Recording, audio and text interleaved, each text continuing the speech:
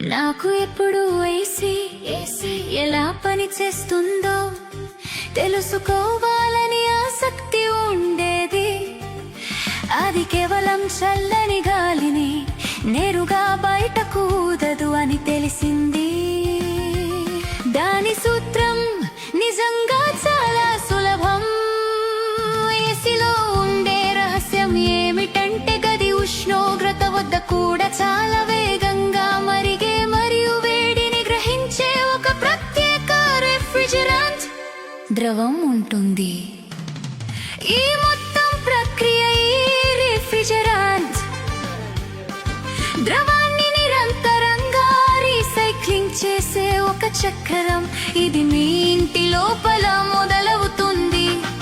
ఇక్కడ 7 డిగ్రీల వద్ద ఉన్న అతి చల్లని రిఫ్రిజిరెంట్ ద్రవం రాగి గొట్టాల ద్వారా ప్రవహిస్తుంది.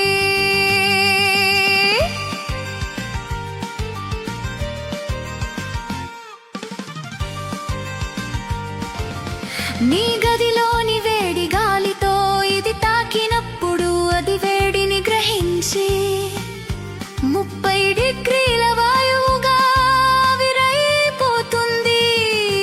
వాయువు బయట ఉన్న యూనిట్ కి ప్రయాణిస్తుంది. అక్కడ ఒక కంప్రెసర్ దానిని పిండి 80 డిగ్రీల వద్ద ఉన్న వేడి అధిక ప్రెషర్ వాయువుగా మారుస్తుంది. తరువాత బయట ఉన్న ఫ్యాన్ కండెన్సర్ గొట్టం మీదుగా గాలిని ఊదుతూ ఆ వాయువును చల్లబరుస్తుంది. తిరిగి 45 డిగ్రీల ద్రవంగా ఘనీభవిస్తుంది. ఇదే చివరి అద్భుతమైన దశ.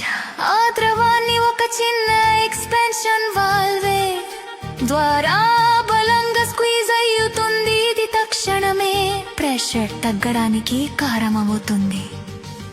ఆ ద్రవాన్ని